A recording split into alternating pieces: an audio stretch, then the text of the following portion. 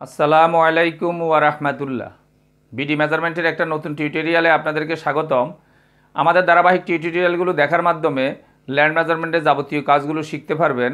এই যে নকশা, দলিল, খতিয়ান, বিভিন্ন প্রকার ভূমিগুলোর পরিমাপ, বাগবটোয়ারা আছে, সীমানা নির্ধারণ, নকশা প্রণয়ন, এছাড়া যে মাটির মাপ আছে, কাঠের মাপ আছে, রাস্তার মাপ, পুকুরের মাপ, মুসলিম ফারাইজ আছে, হিন্দু আইন, এক কথায় সেটেলমেন্টের যাবতীয় কাজগুলোই শেখা যাবে। আমাদের আজকের টিউটোরিয়ালটা একজন সার্ভেয়ারের জন্য অত্যন্ত গুরুত্বপূর্ণ একটা টিউটোরিয়াল, যেখানে আমরা যে কোনো লেভেলের ভাগবটোয়ারার জন্য বাঁকা জমিগুলোর ক্ষেত্রে, অর্থাৎ জমির একদিকের আইল মোটা আরেক দিকের আইল চিকন, এই সব ক্ষেত্রে মাঝের দূরত্বগুলো কিভাবে নির্ণয় করব, আমরা এই জিনিসটা দেখানোর চেষ্টা করব। চলুন আমরা এর বিস্তারিত হোয়াইট বোর্ডের মাধ্যমে দেখে আসি।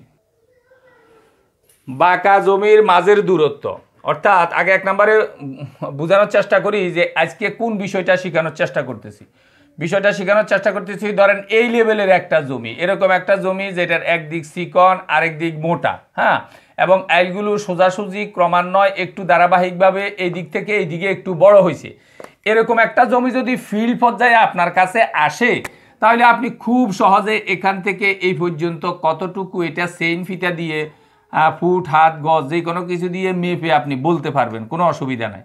অথবা এরকম একটা জমি যদি আপনি নকশায় পান, তাহলেও আপনি খুব সহজে বলতে পারবেন, কাঁটা কম্পাস ধরে এখান থেকে এখানে আপনি মাপবেন, মাপে বলবেন যে এটা কত লিঙ্ক আছে, কত ফুট, কত হাত, কত গজ আছে, এটা খুব সহজে বলতে পারবেন।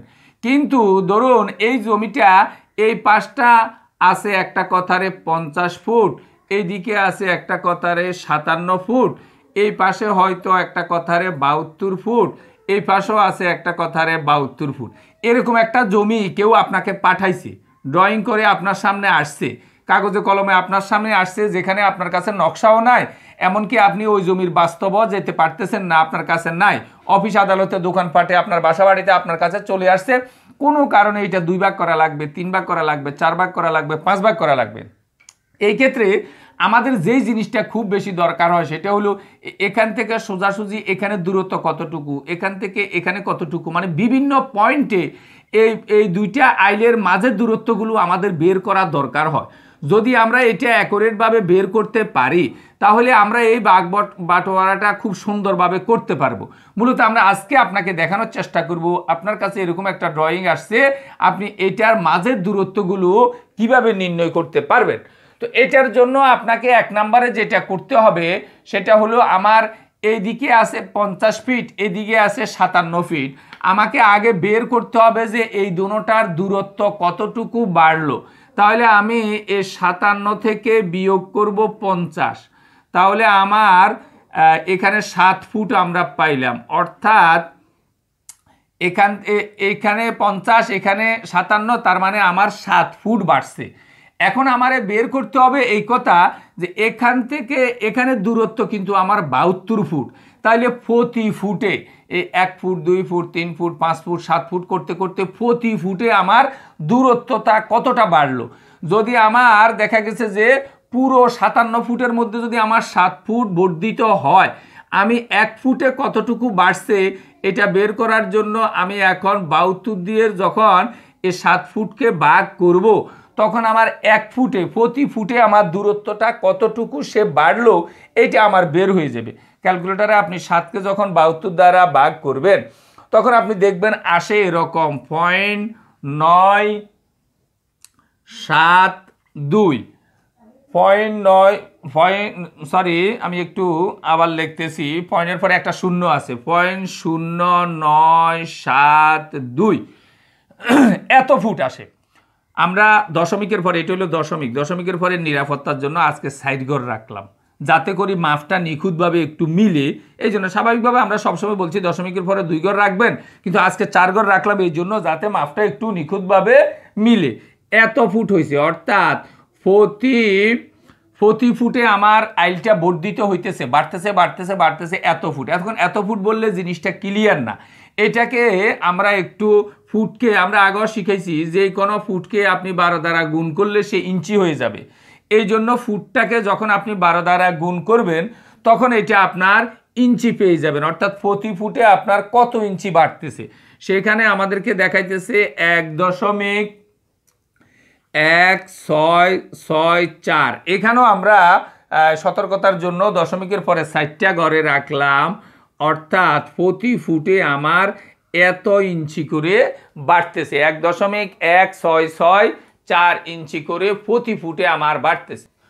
তাহলে আমরা এখন পেলাম আমাদের প্রতি ফুটে, অর্থাৎ এখান থেকে এই যে এখানে 0 ফুট হলে এখানে 72 ফুট, এই যে পুরা 72 ফুট এরিয়ার মধ্যে প্রতি ফুটে আমাদের আইলটা বাড়ে 1.1664 ইঞ্চি। তাহলে এভাবে আপনার প্রয়োজন মতো যে 5 ফিটে, 10 ফিটে, 7 ফিটে, 9 ফিটে, 13 ফিটে কতটুকু বাড়ছে এটা আপনি বের করতে পারবেন। ধরেন আমাদের 1 ফুটে যদি এত বাড়ে, 1 ফুটে বাড়লো আমাদের 1.1664 ইঞ্চি, তাহলে আমরা এখন বের করতে পারবো 5 ফুট দূরত্বে এই আমাদের অবস্থানটা কত হবে, 5 ফুট দূরত্বে আইলটার অবস্থা কি হবে। অর্থাৎ 1.1664কে আমরা 5 দ্বারা গুণ করলে তখন আমরা পাইতেছি 5.83 ইঞ্চি, 5.810 ইঞ্চি আমরা এই অবস্থায় পাইলাম। 5.83 ইঞ্চি রে যদি আপনি এখানে 6 ইঞ্চিও বলেন কোনো অসুবিধা নাই, অর্থাৎ একবারে সুতার মতো কিছু পার্থক্য হবে, এটা কোনো সমস্যা নাই। তার মানে এখন আপনি দেখেন এখানে যদি 1 হয় আমার 5 ফিট দূরত্বে এখানে আমার এখান থেকে এই পর্যন্ত আমার আইলটার পরিমাণ হবে কত হবে, অর্থাৎ 50-এর সাথে আরও 6 ইঞ্চি যোগ হবে। তার মানে আমার এখানে এখন এই আইলটা হবে আমার 50 ফুট আরও 6 ইঞ্চি। এখন আমি যদি আমার মন চায় আমার 10 ফুট দূরে কতটুকু আমি সেটা বের করতে পারবো। 1 ফুটে যদি আমার বাড়তেছে, প্রতি ফুটে আমার বাড়তেছে 1.664 ইঞ্চি। এখন তাইলে আমার 10 ফুটের দূরত্বে কত বাড়বে আমার, এটাকে আমি যখন 10 দিয়ে গুণ করব তখন হয়ে যাবে সেটা হলো 11.66 ইঞ্চি, 11.66 ইঞ্চি। এটারে আপনি 12 ইঞ্চি বলতে পারেন, 12 ইঞ্চি মানে 1 ফুট বলতে পারেন। তার মানে এখানে যদি একটা কথারে 10 ফুট হয়, এটা আমি 5 ফুটের জায়গায় লিখলাম, এটা যদি আপনার 10 ফুট হয়, 10 ফুটের জায়গায় আমাদের দূরত্বটা হবে কত, যে এটারে বলতে পারি যে এটা 51 ফুট হবে, অর্থাৎ 50-এর জায়গায় এই আইলটা এখানে 50 ফুট, এখানে সে 51 ফুট হয়ে গেছে। এইভাবে এই আইলটার যেই কোনো নির্দিষ্ট জায়গায় আপনি কিন্তু ওর দূরত্বটা খুব সহজে বের করতে পারতেছেন। তবে শর্ত হইল এই আইলটার এই মাঝের দূরত্বটা, অর্থাৎ এটা সোজাসুজিভাবে যেতে হবে।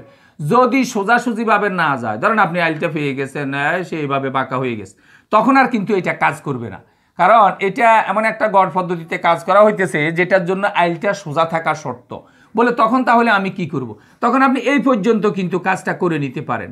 পরবর্তী এইটুকুরে আলাদাভাবে এরকম যেটুকু সোজা পান ওইটুকু দিয়ে এইভাবে নিয়ন্ত্রণ করা যাবে।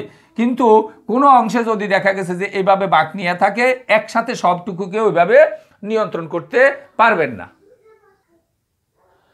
আশা করি বিষয়টা খুব ভালোভাবে বুঝতে পারছেন। কোনো অংশে না বুঝলে আমাদেরকে কমেন্ট করলে আমরা জবাব দেওয়ার চেষ্টা করবো ইনশাআল্লাহ। আসলে এই ধরনের ভিডিও একজন সার্ভেয়ারের জন্য খুবই দরকার লাগবে, কারণ এইসব জমির ভাগবটোয়ারাগুলোর জন্য অনেক সময় দেখা গেছে যে ফিল্ডে না গিয়ে আমরা যাতে অফিস আদালতে বসে এই জিনিসটাকে নিয়ন্ত্রণ করতে পারি, এই জন্য আপনারা কোনো অংশে না বুঝলে আমাদেরকে কমেন্ট করলে আমরা ইনশাআল্লাহ আরও বিস্তারিতভাবে জবাব দেওয়ার চেষ্টা করব। ভিডিওটি ভালো লাগলে লাইক, কমেন্ট এবং শেয়ার করবেন। আর আমাদের ধারাবাহিক ভিডিওগুলো পাওয়ার জন্য চ্যানেলটাকে সাবস্ক্রাইব করবেন। এই আশাবাদ ব্যক্ত রেখে আজকের টিউটোরিয়ালটা এখানে শেষ করছি। আল্লাহ হাফেজ।